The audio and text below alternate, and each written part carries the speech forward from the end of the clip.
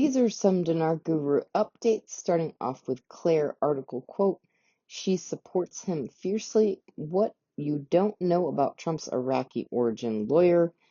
After the assassination attempt on U.S. President Donald Trump, his Iraqi-born lawyer, Alina Habba, gave a speech on the last day of Republican Party conference in Milwaukee, Wisconsin, to express her full support for Trump.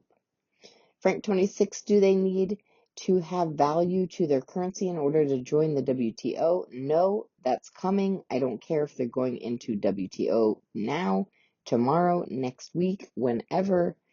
They're probably moving it to the beginning of next year. It's not important, but the evidence of being in the WTO screams what? Monetary reform float. All right, Jeff, question, why do countries lop and why would Iraq not be lopping? Jeff says it's all inflation-based. Example, you're talking 3% with Iraq and 30 to 40% with Iran. Apples to oranges. That's the reason why Iraq wants to remove the zeros. They don't need all the extra zeros on their notes to reduce their inflation.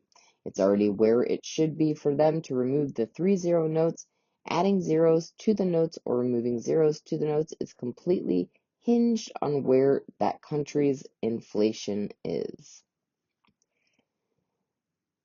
Moving on to Guru Buckeye Tree, Trump's lawyer, whose parents were immigrants from Iraq. She was one of the last speakers on the fourth day of the RNC before Trump spoke. I did a web search, and in fact, her parents were Catholic Christians from Iraq who fled to the USA in the 1980s.